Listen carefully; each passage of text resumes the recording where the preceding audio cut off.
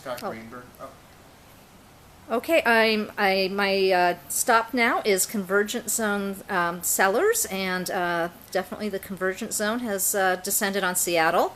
And this is Scott Greenberg, and he is the owner and winemaker, and he's going to talk to us about white wine fermentation today. Thanks.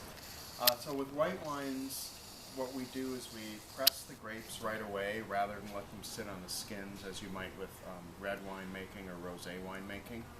So we'll take the whole grape clusters, put them in a press the juice off, so we don't want any skins in the white wines. So we have some really sweet grape juice. And that's what it looks like when it comes out. It's pretty clear, cloudy, yeah. It's fairly cloudy, but then we clarify it with the enzyme, and it clears up just like that. Then we add yeast. We might add some tartaric acid to help bring the acidity level up, so it's a nice balanced wine. And then we also add yeast nutrient, because the yeast needs some kind of food other than sugar to live off of, just like people do. So in different stages of fermentation, this wine, this is our Riesling, is partway through fermentation. Okay, so still a little cloudy. Still a little bit cloudy. And then the one that's pretty much through fermentation, got another couple % of sugar to go. This is our Pinot Gris.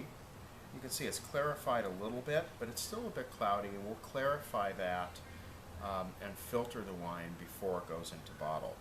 And then the Chenin Blanc is just simply juice that hasn't started fermenting yet. So for these three varietals, we ferment in stainless steel tanks. We don't use any oak.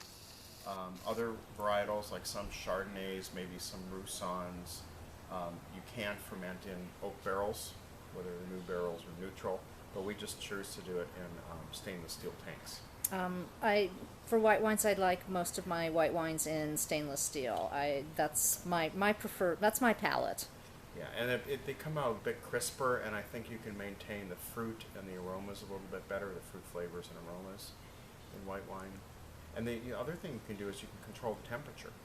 Oh, okay. If you're fermenting in a barrel, you don't have any way really to control the temperature and chill it down any, if you want. Oh, but in the you're right. In the stainless steel, we'll hook up to glycol and use the glycol on a cooling plate or a jacket to actually chill the wine down to wherever we want it. Then we can control it better. Oh, interesting. I hadn't really thought about it. You can't control the temperature in a barrel at all, can you? Not really. You could, if you have a cool room. Yes. Some wineries have a separate cool barrel room. You could wheel the barrel in and put it in your cool room, and that'll help maintain some level of control, but it's not as exact as with a stainless steel tank. Okay. At least that's my opinion. Well, I certainly have learned something here today. I hadn't really thought about the barrels versus the tanks. So, but also interesting about kind of fermenting the white wines. You take the skins off a little quicker, right? Because you're right not away. really. Yeah, you're not really looking. Most white wine grapes are green in color. Pinot Gris happens to actually be sort of pinkish purple. So especially with Pinot Gris, you don't want those on the skins at all, or it'll take on maybe a little bit reddish hue. I've never tried it, so I don't want to.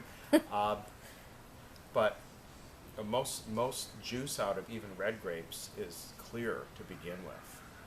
They only gets the color of the red from the skins. From leaving the skins on Right. a little bit. So you really don't want, I really don't want any color from the skins in here, because what I'm looking for is the juice, the pulp inside to give me that juice.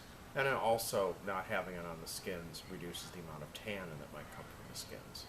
Okay, well, I've learned so much today by kind of running around and talking to everyone, and now I'm learning about white wine fermentation. So there's different bits to all sorts of winemaking. So, Scott, thank you very much, and cheers. You're welcome. Thanks.